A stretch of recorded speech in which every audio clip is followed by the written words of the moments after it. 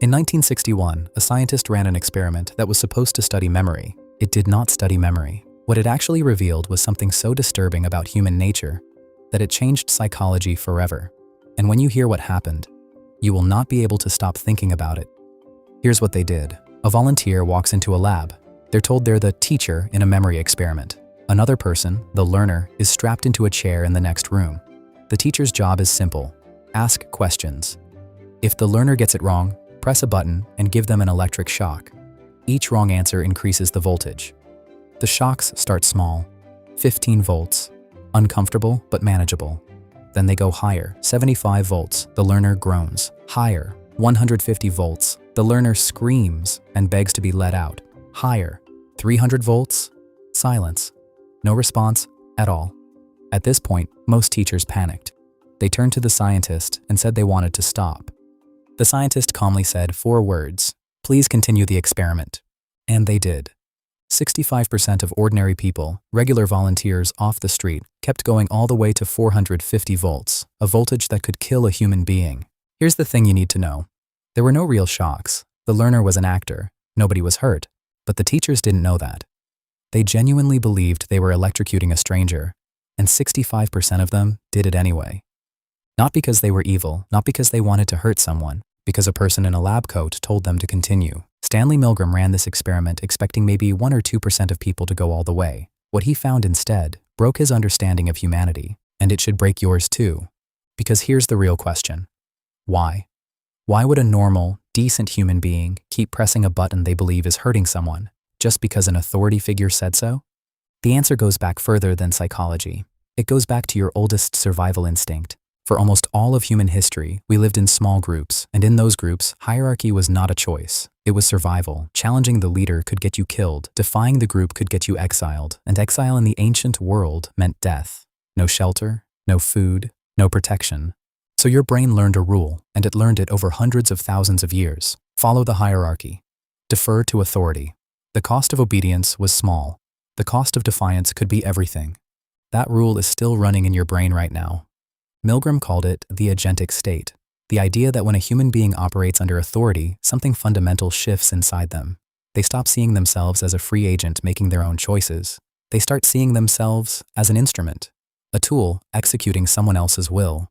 And when that shift happens, something extraordinary occurs. Their sense of personal responsibility switches off.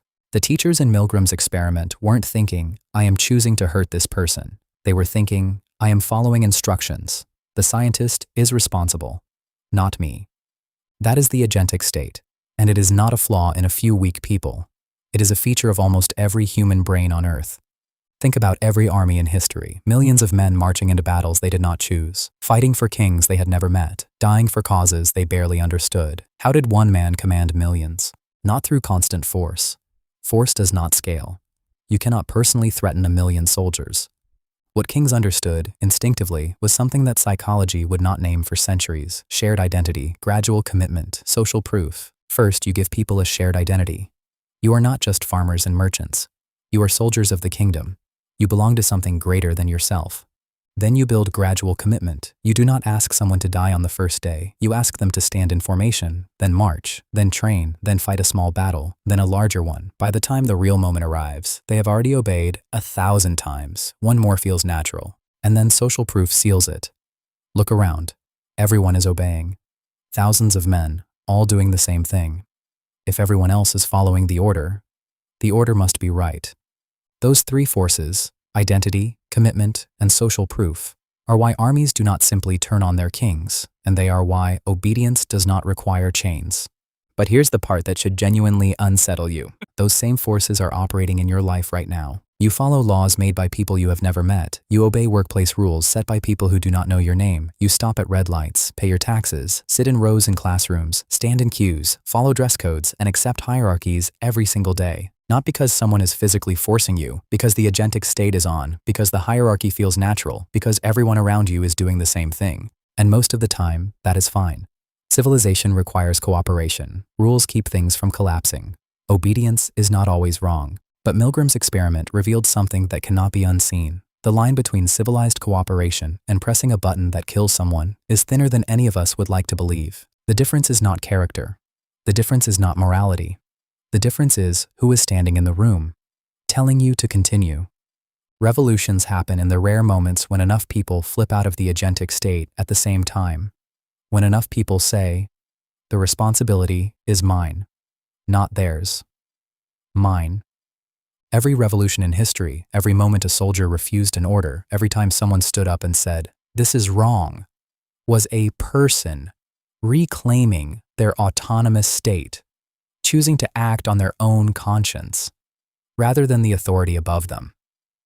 Those moments are rare because the pull of the hierarchy is ancient and deep and extraordinarily powerful. So the next time you follow a rule without questioning it, the next time you do something simply because someone above you said so, ask yourself one question. Am I choosing this? Or am I just continuing the experiment?